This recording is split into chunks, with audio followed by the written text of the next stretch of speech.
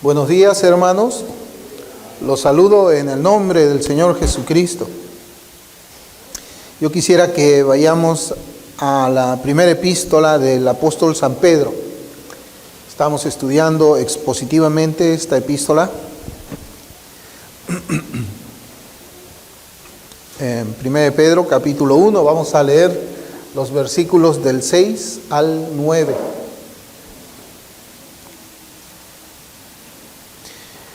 Vamos a llamar a nuestra meditación alegres y afligidos, alegres y afligidos. Y desde la salutación del apóstol Pedro, nosotros encontramos en la palabra de Dios muchas razones para alegrarnos con gran alegría, como dice la Escritura.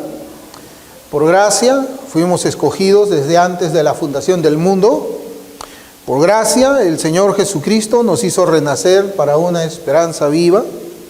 Por gracia se nos concede una herencia maravillosa y eterna.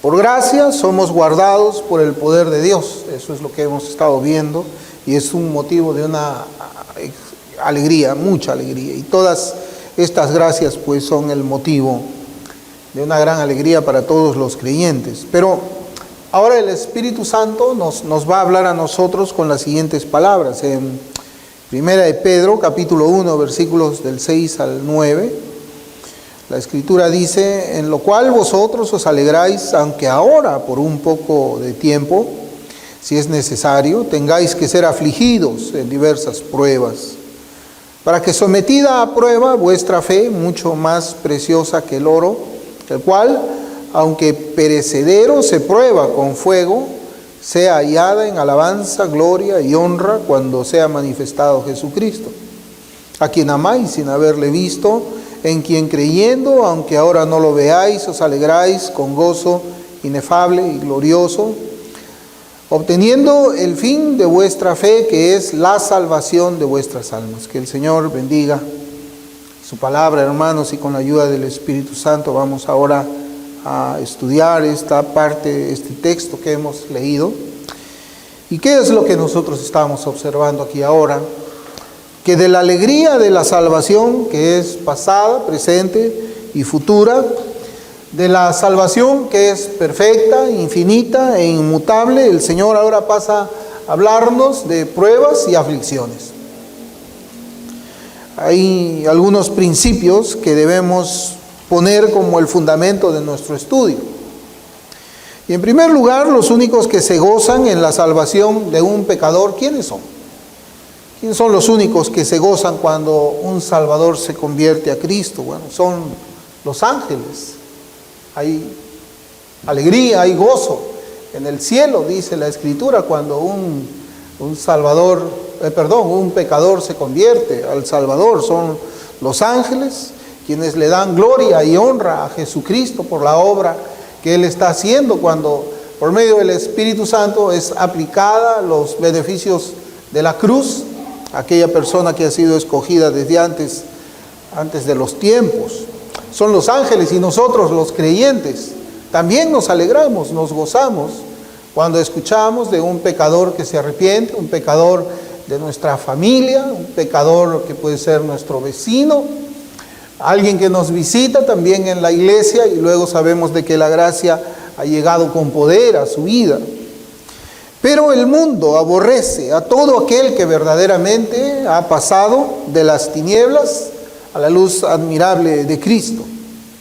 El mundo odia, comienza a aborrecer a aquella persona que ahora ya no pertenece al mundo, a la corriente que sigue pecando, siguiendo los placeres de la carne. Dicho de otra manera, el mundo odia a todos los que han pasado del reino del diablo al reino de Cristo. Y esto es verdad. En cierta ocasión yo había escuchado, cuando estuve viviendo allá por Norteamérica, un hermano con quien yo caminaba mucho. Él tenía pues un trabajo, y en ese trabajo él conocía también a una persona que era muy cercana a él. Y esta persona muy cercana a él era su compañero de pecados. Iban a los bares, hacían cosas que pues eran muy feas. Ambos eran casados, me parece, no lo sé, pero era pues su compañero de perdición, como podemos decirlo aquí. Y bueno, el hermano con quien yo compartía en los Estados Unidos, el Señor lo salvó. Lo salvó con brazo fuerte, como dice la Escritura, lo salvó poderosamente. Y de toda esa conducta que él tenía, de haber vivido en ese reino de tinieblas, él ahora era una nueva criatura que vivía en el reino de la luz. Y su amigo lo aborreció con mucho aborrecimiento. Su amigo no se alegró de que él haya abandonado los vicios, las iniquidades, los pecados, sino que se convirtió en su enemigo, Hasta quería hacer violencia contra él, porque había abandonado esa vida pecaminosa. Por eso es que el mundo odia a todos los que han pasado del reino del diablo al reino de Cristo. Algunos los demuestran de esta manera como yo les relato, otros solamente guardan el resentimiento en sus corazones. Pero la Escritura dice eso: el mundo aborreció a Cristo, el mundo aborrece la luz, y el mundo va a aborrecer a todos los que están en la luz de Cristo.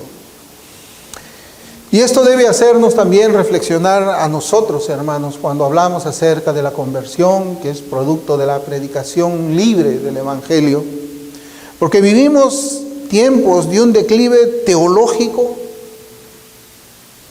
que ha afectado aún la forma en la que la iglesia está haciendo evangelismo. Hablo de la iglesia en términos generales. Sabemos de que no todas las iglesias evangelizan de la manera como es que nosotros quizás hemos escuchado, o como nosotros también hemos evangelizado en un determinado momento. Ha habido pues un declive teológico que ha afectado esa forma en la cual la iglesia está predicando el evangelio a toda criatura, y lo que podemos llamar se ha convertido ahora en un evangelismo facilista. Aquella forma de evangelismo que nació en el Campus Crusade en los Estados Unidos, por la que con solamente 4 simples pasos un pecador se convierte en cristiano. Yo creo que sabemos a qué cosa es lo que yo me estoy refiriendo. ¿Cuántas veces hemos visto esos tratados que hablan de los 4 pasos, o las 4 leyes espirituales, creo que le llaman, o los 4 pasos a la salvación, que vienen en esos trataditos que terminan pues con una oración y ya está, eres cristiano? La consecuencia del evangelismo facilista se llama decisionismo, pero vamos a decirle así. Ha sido pues una nueva clase de cristianos. Cristianos carnales, quienes vienen a ser unos profesantes que con sus labios dicen que son parte de la familia de Dios, pero que con sus vidas siguen siendo esclavos de la carne, del diablo y del mundo. Cristianos carnales, así se les llama en las iglesias. Y esta clase de profesantes no pueden encontrar sentido a las palabras del Espíritu Santo cuando hablan de aflicciones y pruebas, porque ellos no las tienen. Un cristiano carnal no tiene aflicciones en un sentido espiritual, o de la manera como es que vemos que la Escritura nos enseña en esta porción que hemos leído de Primera de Pedro, el capítulo 1. Ellos no tienen esas aflicciones. Ellos no tienen estos padecimientos que encontramos en estas iglesias a quienes Pedro les habla. Es verdad que los profesantes de labios, los cristianos carnales, se enferman y mueren, pero también lo hacen los incrédulos. Y ambos se afligen y sufren mucho por estas circunstancias. Es verdad que los profesantes de labios también pueden perder sus empleos, pero los incrédulos también lo hacen. Y ambos se afligen y sufren también por estas circunstancias. El resultado de este evangelismo facilista ha traído vergüenza y blasfemias al nombre de Cristo, así como mucha deshonra también a la iglesia visible. ¿Cuántas veces hemos visto, hermanos, iglesias que tienen luces psicodélicas en sus servicios? que entonan canciones mundanas dentro de sus servicios, cuyos miembros se visten de una manera inapropiada cuando van a los servicios. En realidad el mundo ya no ve ninguna diferencia entre ellos y mucho de lo que se llama una iglesia evangélica. Y esto, hermanos, es la consecuencia de un versículo que es mal interpretado por aquellos que participan de este evangelio decisionista o evangelio facilista. El mismo que produce pues un evangelio diluido, porque es la mezcla del evangelio predicado por Cristo con el pragmatismo mundano. Y es el siguiente, en Romanos 10:9 dice la Escritura, que si confesares con tu boca que Jesús es el Señor y creyeres en tu corazón que Dios le levantó de los muertos, serás salvo. Ya está. Ahí está, dicen muchos. Ahí está el versículo. Solamente tienes que tener una confesión de labios y ya está. Automáticamente eres cristiano. Se te debe considerar como parte de la familia del Cristo. Se debe entender que tú ya pasaste por esa etapa de convicción de pecado, de aflicción de tu alma, que te ha conducido a un arrepentimiento, a una crisis. Porque la conversión es una crisis. Es la crisis que comienza cuando el Espíritu Santo abre nuestros ojos y vemos que somos pecadores inmundos, merecedores del infierno, que hemos pecado abiertamente, rebeldemente contra el Señor, y además vemos que no tenemos manera de salvarnos nosotros mismos.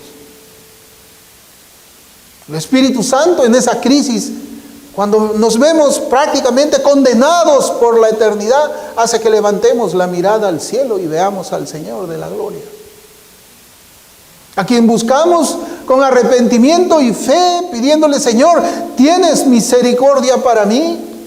¿Tienes misericordia para mí? ¿Puedes compadecerte de mi alma? Eso es la crisis de la conversión. Pero en esta clase de evangelio, esa crisis ha sido pasada por alto. Solamente basta una oración. Y si la persona no puede orar, el que evangeliza le dice: dame la mano, yo voy a orar por ti. Y tú solamente asiente con tu cabeza y di amén al final. Y ya eres salvo. Hermanos, todo lo han reducido a una confesión de labios. Todo se ha reducido a una especie de abracadabra y se abre la puerta del cielo. A una especie de chamanería, tal vez. Este versículo en Romanos 10:9 lo debemos comparar con el resto de las Escrituras, porque no solamente implica una confesión vacía de fe, no implica eso. Confesar a Cristo, y esto tiene que ver, hermanos, con precisamente la alegría y la persecución, la aflicción que sufren los cristianos genuinos. Porque confesar a Cristo tiene consecuencias. No es cualquier cosa. Cuando dice la Escritura que si confesares con tu boca que Jesús es Señor, tiene consecuencias. Consecuencias espirituales para quien hace esa confesión de todo corazón, y consecuencias porque va a ponerse en un lugar de persecución, de aflicción, de dolor, de muchas lágrimas. Esa es la consecuencia, hermanos, de esa confesión. Por eso, cuando nosotros miramos en toda la Escritura, o tenemos en nuestra mente, ayudados por el Espíritu Santo, toda la Escritura, inmediatamente, de una forma espiritual, incomprensible, el Espíritu Santo trae a nuestra mente, trae a nuestro corazón pasajes de la Escritura que nos enseñan a interpretar este pasaje de Romanos capítulo 10, versículo 9. Que si confesares, dice, con tu boca que Jesús es el Señor, serás salvo. ¿Es así de simple? No, hermanos, en Juan capítulo 9, versículo 22, la Escritura dice: esto dijeron sus padres porque tenían miedo de los judíos. Por cuanto los judíos ya habían acordado que si alguno confesare que Jesús era el Mesías, fuera expulsado de la sinagoga. Esa es una confesión, esta es ¿cómo podemos llamar? Este es pues un resultado de confesar a Cristo como Señor. Pues así dice. Habían acordado que si algún judío confesare que Jesús era el Mesías, Jesús era el Señor, fuera expulsado, fuera excomulgado de la sinagoga.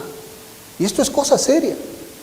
Nosotros podemos decir, bueno, pues la excomunión, un judío excomulgado, está bien. Como alguien ahora que dicen, bueno, pues me botan de la iglesia. No, hermanos. Esto tiene consecuencias muy serias, muy serias.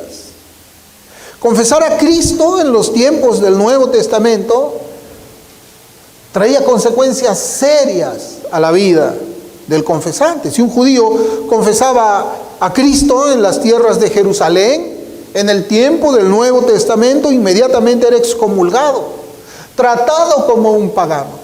Estaba fuera del pacto de Dios. Era expulsado no solo de la sinagoga, sino también de la tierra donde él vivía. Y además de eso, de ser tratado como un pagano, era además, ¿qué cosa? Era perseguido por las autoridades judías religiosas de aquel tiempo. Un judío convertido realmente es el único que tenía el valor para confesar a Cristo de la forma como nosotros vemos que la Escritura nos enseña. Y Pablo dice así en Romanos 10:9, dice que si confesares con tu boca que Jesús es el Señor. Esto le dice a los romanos. Bueno, confesar a Cristo como Señor en las tierras romanas de aquel tiempo era desconocer al emperador como Señor. Porque ese era el asunto de ellos. El emperador era el Curios, en palabra griega. Era el Señor. Era un Dios que no podía tener ninguna competencia. Además de toda la idolatría que ellos tenían, ¿no? Que era inmensa, que tenían muchos dioses. El emperador era el Señor, era el Curios. Entonces, cuando alguien confesaba a Cristo como Señor, estaba pues desconociendo al emperador como Señor. Era desconocerlo como Dios y poner en su lugar a otra persona, a Cristo. ¿Y cuál era la consecuencia de eso? Pues ya lo sabemos, ¿no? Conocemos del circo romano, cómo es que los cristianos eran ejecutados. Hay familias de cristianos, hombres, mujeres, niños, quienes no negaban. A ellos les decían, bueno, solamente di que César es Señor y salvarás tu vida. Qué fácil, ¿verdad? Pero ellos decían, no, Cristo es Señor. Hermanos, las confesiones vacías de labios que escuchamos en nuestros días, en muchos casos yo creo, no tienen ninguna consecuencia en la vida diaria del que lo confiesa al Señor. Porque en estos días nadie se atrevería a despedirte porque eres cristiano o alguien ha experimentado eso. ¿Acaso en nuestros trabajos no hemos conocido a personas que son cristianas? En nuestras universidades no hemos conocido personas cristianas. Hasta en el servicio militar yo he conocido personas que dicen que eran cristianas y no fueron expulsados del ejército por eso. La universidad acepta también cristianos que postulen, ingresen y hagan una carrera en esa institución. En un trabajo no te pueden despedir porque eres cristiano. Las condiciones de confesar a Cristo en estos días como Señor no son las mismas en las cuales nosotros leemos en los textos bíblicos. Y por último, el gobierno no te va a perseguir por el momento porque haces una confesión en Cristo, por ser cristiano. Hoy día, hermanos, es facilísimo confesar a Cristo como Señor. Y el Señor mismo advirtió sobre esta confesión vacía de labios durante su ministerio terrenal. En Mateo 7, capítulo 7, versículos del 21 al 23, la Escritura dice: no todo el que me dice Señor, Señor, entrará en el reino de los cielos, sino el que hace la voluntad de mi Padre que está en los cielos. Muchos me dirán en aquel día: Señor, Señor, ¿no profetizamos en tu nombre? Y en tu nombre echamos fuera demonios, y en tu nombre hicimos muchos milagros. Entonces les declararé: nunca os conocí. Apartaos de mí, hacedores de maldad. Y es que Cristo demanda obediencia a todos los que le llaman Señor, porque esa es la evidencia de haber sido convertidos. El activismo religioso no salva, es lo que dice este texto. No salva el activismo religioso. Mateo 10, 29 dice: bástale al discípulo ser como su maestro, y al siervo como su señor. Si al padre de familia llamaron Beelzebú, ¿cuánto más a los de su casa? Confesar a Cristo es seguir a Cristo. Es imitar la obediencia de Cristo. Es vivir la vida según la voluntad de Dios. Confesar a Cristo es aborrecer el pecado, denunciándolo y confrontándolo dentro y fuera de la iglesia local, en nuestras casas, en nuestros centros de estudio y en nuestros trabajos. Es eso. ¿Y por qué hablamos, hermanos, de los creyentes de labios nada más y los creyentes genuinos? Porque hay una diferencia en la vida de ellos. Hay una diferencia en una iglesia que recibe así personas que dicen abracadabra y ya se les considera como cristianos. Y hay inclusive defensas teológicas en doctrinas falsas, como el cristiano carnal, que dice que bueno, el Señor Jesucristo es tu Salvador, pero todavía no es tu Señor. Ya te salvó, aunque tú todavía no lo obedeces.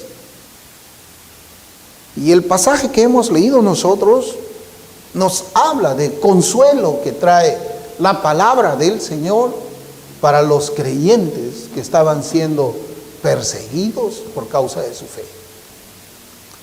Y esa persecución por causa de la fe es algo que solamente un creyente genuino puede padecer. Y Pedro pues trae consuelo a los hermanos que por confesar a Cristo como Señor de todo corazón fueron perseguidos y son perseguidos hasta la muerte. Ellos no hicieron una confesión de fe vacía. La fe de ellos estaba acompañada de obras piadosas. Obras piadosas. Santiago 2:26 dice: porque como el cuerpo sin espíritu está muerto, así también la fe sin obras está muerta. Y aquí en este pasaje habla de la fe. La confesión de ellos estaba acompañada por el amor al Salvador que no habían visto. Así dice la Escritura: a quien amáis sin haberle visto. ¿Y cómo se demuestra el amor por Dios? ¿Cómo se demuestra el amor por Cristo? Él mismo lo dijo en Juan 14:15: si me amáis, guardad mis mandamientos. Vive una vida santa, una vida separada del mundo, una vida piadosa, una vida consagrada a mí, si me amáis. Porque esas obras que nosotros hacemos, esa obediencia nos distingue del mundo. Es más, nos distingue de muchos que dicen que son cristianos. Y aún seremos perseguidos también por aquellos que han hecho una profesión vacía de fe. Vacía de fe. Hermanos, confesión de fe más obras santas más obediencia a Cristo es igual a cristianismo verdadero. Y cristianismo verdadero es una vida de piedad. Una vida de piedad. ¿Y qué dice la Escritura acerca de aquellos que viven piadosamente? Eso está en 2 de Timoteo 3:12. Y también todos los que quieren vivir piadosamente en Cristo Jesús padecerán persecución. Ahí está.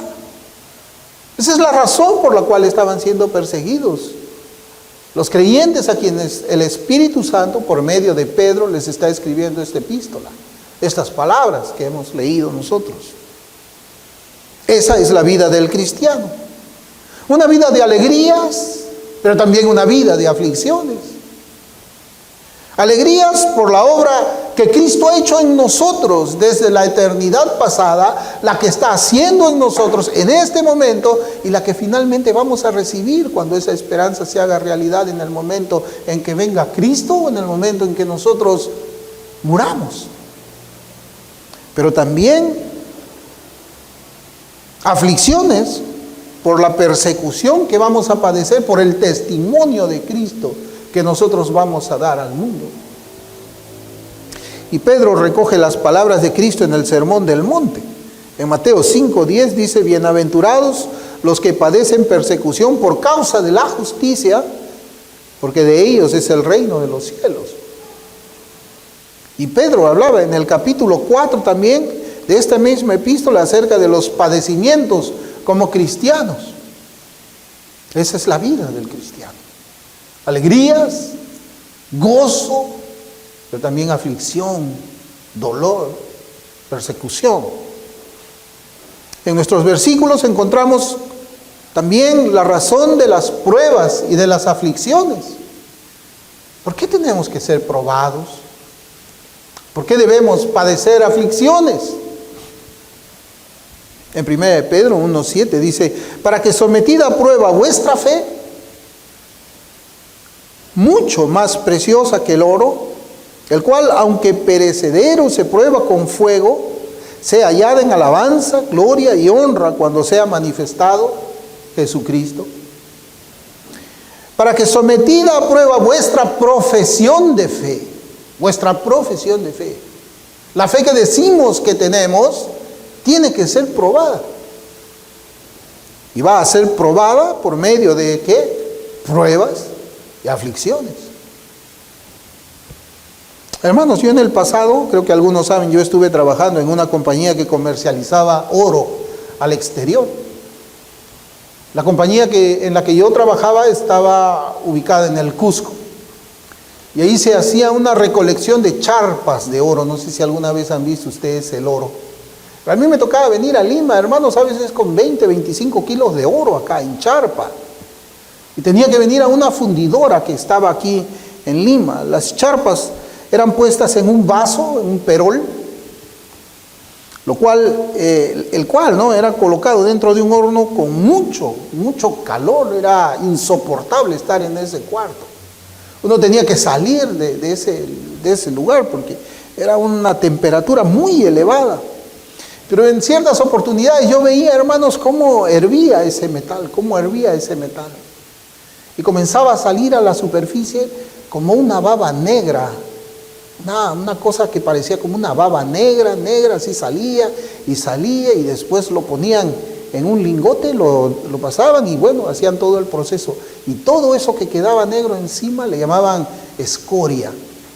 Y esa escoria era sacada porque ya el oro había sido separado por el fuego de la escoria. Hermanos, y quedaba un lingote precioso, bello, de una charpa. La charpa era así como unas piedras pómez, no sé si decirles chiquitas, y se veía medio amarillo y medio negro, amarillo, y ahí se veía que estaba el oro, pero tenía que ser sacado por medio del fuego. El oro purificado de la escoria por medio del fuego, o sea, ya una vez que esa cosa era quitada de allí, si nuevamente era sometido al fuego intenso, ¿qué creen ustedes que iba a pasar? Nada, porque la escoria ya se le había quitado. Otra vez se iba a derretir esa barra, pero no iba a tener escoria. Al final, ¿qué era lo que pasaba? Seguía siendo oro puro.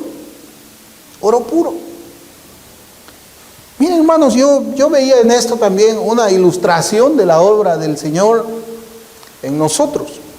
Cuando el Señor nos salva, pasamos por el fuego de la angustia, como yo les decía.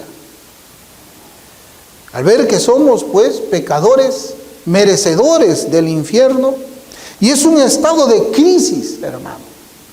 Cuando nosotros entramos en convicción de pecado, es una crisis, Es una crisis, es una desesperación, es una crisis donde la escoria del pecado y la escoria del mundo es como separada de nosotros.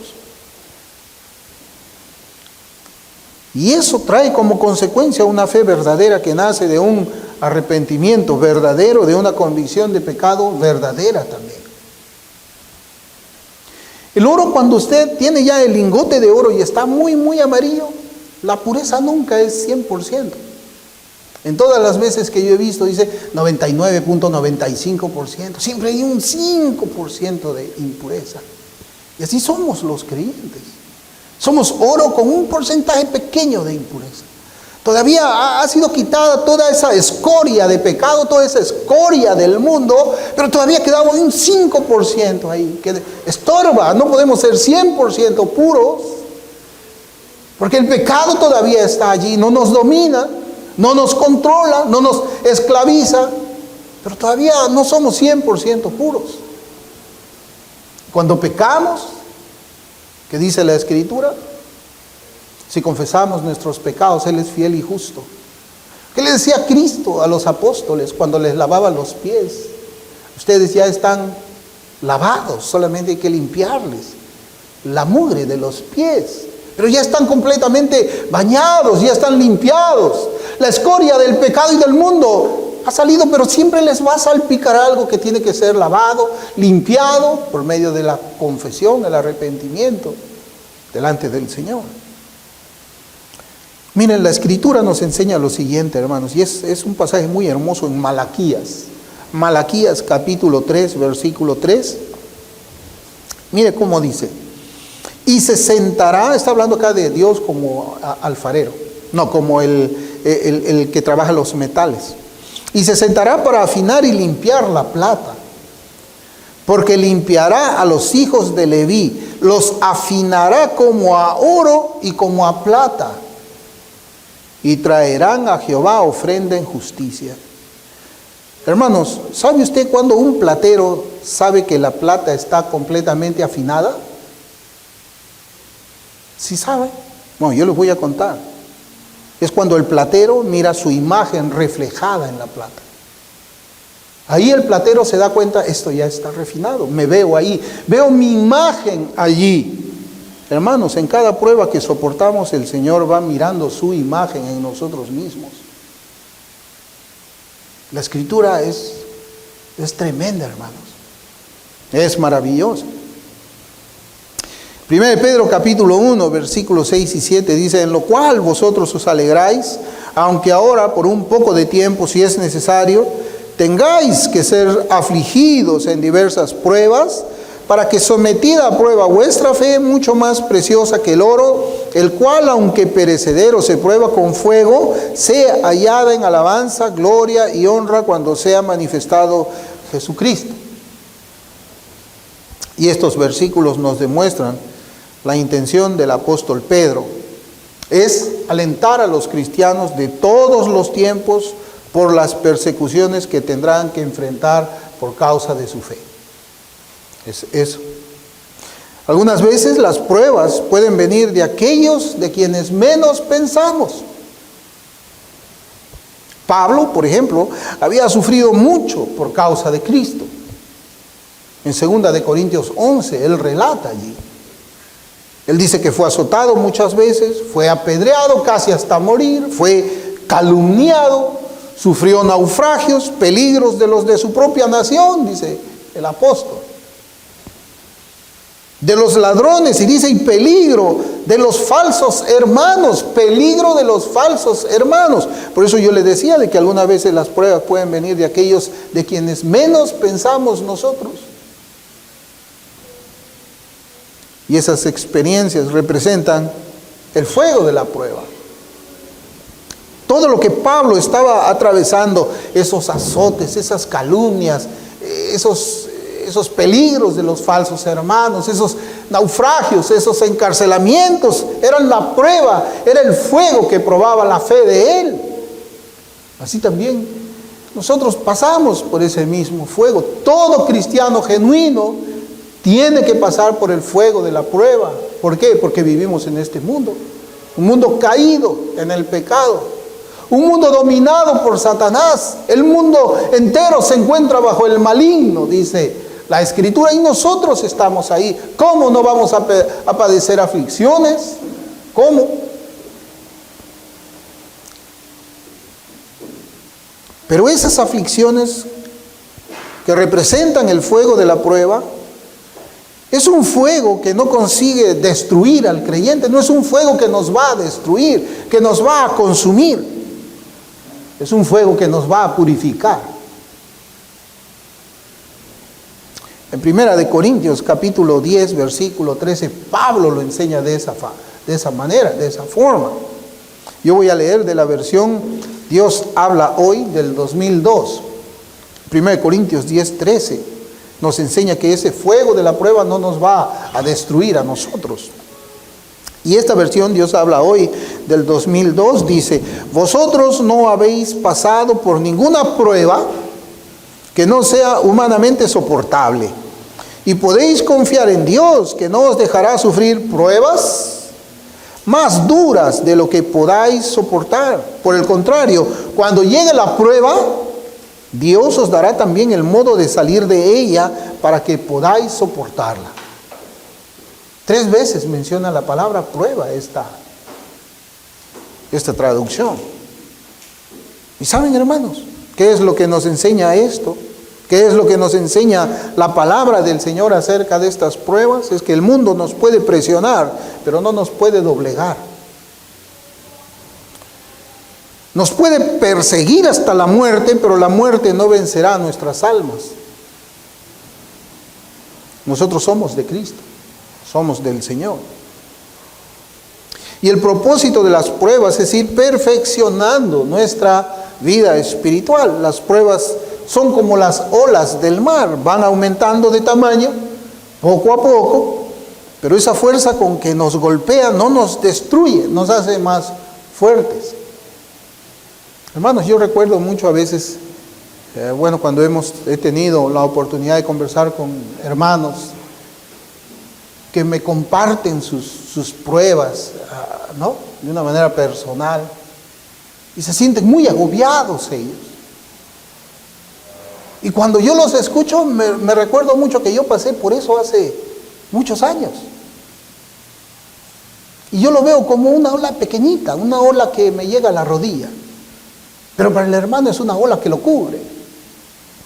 Y es que las pruebas son así. Cada vez el Señor te manda una prueba más grande, y te manda una prueba más grande, y te manda una prueba más grande, para purificarnos más y más y más y más. Pero nunca esa ola nos va a tumbar. Vamos a estar de pie, siempre. Las pruebas nos enseñarán a conocernos nosotros a la luz de la Escritura, porque está probándose la fe. Está probándose la fe. Entonces la prueba tiene ese propósito de que nos conozcamos nosotros el estado espiritual en el que nos encontramos, para conocer pues nuestras propias necesidades espirituales y saber qué cosa, cómo debemos pedir al Señor Jesucristo. Qué bueno es saber, ¿no, hermanos? Aquellos puntos espirituales débiles que nosotros tenemos, para poder orar al Señor y por esos puntos débiles. Señor, ayúdame a esforzarme en esta área de mi vida, tal vez. ¿Y eso cómo lo sabemos? Por medio de la prueba. Las pruebas nos van a hacer, como yo les digo, conocer el verdadero estado espiritual de nuestras almas, pero no descansando en nuestros propios sentimientos. Nosotros no vamos a interpretar esas pruebas y el resultado de esas pruebas en nosotros descansando en nuestro corazón, sino en la Escritura. Tenemos que aprender a vernos a través de la Escritura y no a través de nuestros sentimientos, los sentimientos del corazón. Jeremías 17:9 dice: engañoso es el corazón, más que todas las cosas, y perverso. ¿Quién lo conocerá? Y con estas palabras en nuestra mente leamos la advertencia del Señor Jesucristo en Mateo 13:21, cuando Él habla de la parábola del sembrador. Dice, pero no tiene raíz en sí, sino que es de corta duración. Pues al venir la aflicción o la persecución por causa de la palabra, mire cómo dice, cuando viene la aflicción o la persecución por causa de la palabra, luego tropieza. La aflicción que nosotros encontramos aquí, la persecución que es, prueba la fe. Y el creyente genuino no tropieza, se mantiene firme, no cae. El Señor también, a través de la Escritura, hermanos, nos advierte sobre la apostasía que vendrá a la iglesia visible. La apostasía no es perdió la salvación, no, estuvo con nosotros, salieron de nosotros porque no eran de nosotros. Eso es la apostasía. La apostasía no se da en la iglesia invisible, la iglesia que el Señor conoce, sino se da en la iglesia visible, en los locales que nosotros vemos. A veces vemos algunos que han hecho una profesión de fe, un día, están un mes, 2 meses, pero luego vemos que el perro regresa al vómito. Y decimos, ¿qué pasó? Perdió su salvación. No la perdió, nunca la tuvo. Fue una profesión vacía de fe. Le hicieron hacer una oración confesando a Cristo, una confesión vacía, sin fe. Y luego él regresa donde tenía que regresar, donde pertenecía. Ya hemos hablado de aquellos que han hecho pues esa profesión de fe, pero que viven como el mundo. No hay ningún cambio en ellos porque no les ha llegado la gracia de Dios con el poder del Espíritu Santo. Hermanos, nuestro versículo nos enseña que la fe genuina es mucho más preciosa que el oro, así dice Pedro. Es mucho más preciosa, pero más preciosa ¿para quién? ¿Quién ve preciosa esa fe? Para el Señor. Pero también debemos hacernos la siguiente pregunta: ¿a qué creyente no le gustaría tener esa clase de fe? A todo creyente genuino. Job, nosotros conocemos mucho a Job, hemos leído mucho ese libro. Job fue probado por el Señor, su fe fue probada.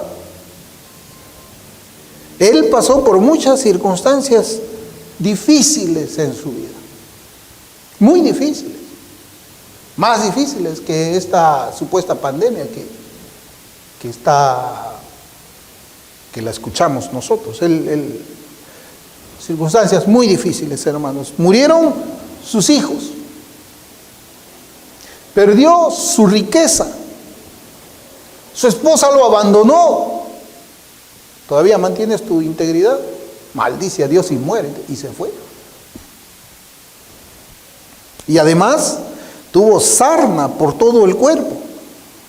Hermanos, esas son pruebas bastante duras para cualquier creyente. Sin embargo, al final del libro, el Señor bendijo su postrer estado más que el primero, dice Job 42:12. Pero antes de terminar este estudio, recordemos también las palabras de Job mientras atravesaba esa prueba tan pesada. Son palabras que cada uno de nosotros debemos hacerlas nuestras en esos momentos de aflicción, de persecución, de prueba. Mire cómo dice Job 23:10. Mas Él conoce mi camino, me probará y saldré como oro. Nosotros tenemos que pedirle al Señor que podamos llegar a ese estado espiritual de fe como la que tuvo Job, para decir juntamente con él: Dios me probará y saldré como oro, como dice la Escritura aquí en 1 Pedro. Saldremos, nuestra fe que salga, hermanos, probada como el oro. Vamos a orar.